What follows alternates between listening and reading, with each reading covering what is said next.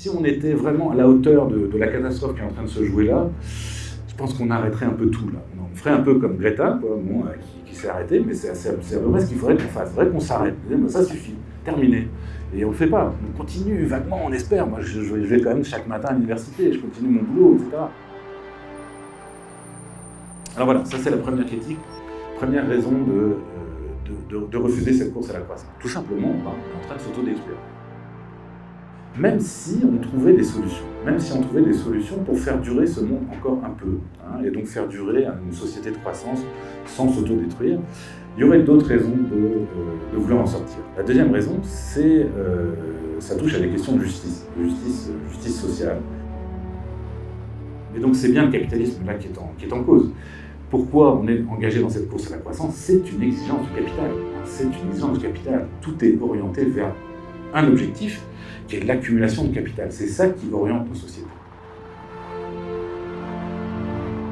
Mais finalement, dans les faits, on continue exactement dans la même direction depuis les années 40, avec des formes d'exploitation qui sont plus discrètes, hein, mais qui aboutissent exactement à la même situation, c'est-à-dire en fait au creusement des inégalités. Je ne sais pas si vous avez vu le dernier rapport de l'équipe Piketty cette année là-dessus, qui montre qu'entre pays, on comble certains écarts aujourd'hui, mais qu'au sein des pays, les inégalités se creusent. Donc vraiment, pas du tout dans la bonne direction. Troisième injustice, en fait, cette course à la croissance, elle se traduit par une dégradation des conditions d'existence des autres êtres vivants sur la planète, et notamment des autres animaux d'élevage, dans l'agriculture industrielle aujourd'hui. Hein, alors eux subissent des souffrances absolument abominables, hein, et ils ont la même capacité de souffrance que nous. Donc tout ça pour contribuer à cette croissance économique. Donc on peut parler d'une injustice interespèce. Troisième critique, à mon avis la plus originale de ce mouvement de la décroissance, de ce courant de pensée. Le caractère aussi profondément aliénant ou déshumanisant de cette course à la croissance. On pourrait le dire aussi autrement, être aliéné, c'est ne plus être maître de soi, en fait, fondamentalement, ou devenir étranger à soi-même. Donc voilà, on est dans des marchandises. Nos milieux de vie, c'est une marchandise. Et puis, autre test concret, essayez pendant une journée de vivre sans marchandises. Hein. Dire, demain, terminé, plus de marchandises. Hein. Ce système est insupportable, je ne consomme plus de marchandises. Vous allez tenir peut-être une journée. Donc, pour vivre, on a besoin de marchandises. Vous allez voir, c'est génial, le libéralisme, il nous offre quantité de marchandises. Et c'est vrai, c'est assez fascinant, entrer dans certains magasins et de voir cette liberté de choix qu'on nous offre en matière de marchandises. Mais il y a une liberté que nous n'avons plus, que nous n'avons pas, c'est de dire, demain, j'arrête les marchandises. Pas possible, c'est juste pas possible.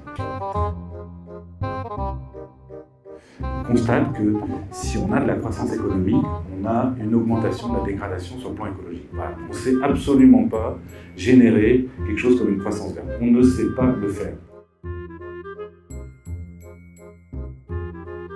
Ce qui veut dire que si on veut vraiment respecter les limites biophysiques planétaires, il va falloir produire moins.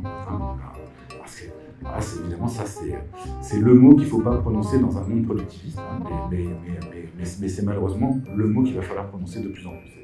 C'est ce que le GIEC devrait faire. Il faut produire moins.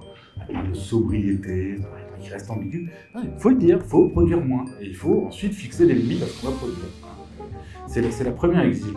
Si on prend au sérieux la question écologique, après on peut dire, on va jouir sans entrave le plus longtemps possible. Moi, je suis vieux, peut-être que je peux m'en tirer encore. Allez, peut-être une vingtaine d'années, c'est peut-être encore jouable. Vous, c'est peut-être moins sûr, mais bon, on peut choisir la jouissance le plus longtemps possible. Clairement, c'est ce que choisissent aujourd'hui nos élites. Je dirais, la bonne nouvelle par rapport à cette exigence de produire moins, c'est que on sait aussi aujourd'hui qu'on aurait tout à fait de quoi garantir à tous les humains, hommes et femmes, un niveau de vie tout à fait décent, dans le respect des limites planétaires. Mais donc il faut à sa hauteur faire ce qu'on peut faire et faire son devoir là où on est, Et puis en pensant qu'on n'est pas le seul. Parce que c'est ça, en fait, toujours on se dit « Ah, je suis tout seul ». Mais non, c'est pas vrai. Il y a plein d'humains ailleurs dans le monde qui sont très critiques de ce monde-là. Et tous ces gens-là sont des gens qui sont potentiellement solidaires, en fait, les uns des autres.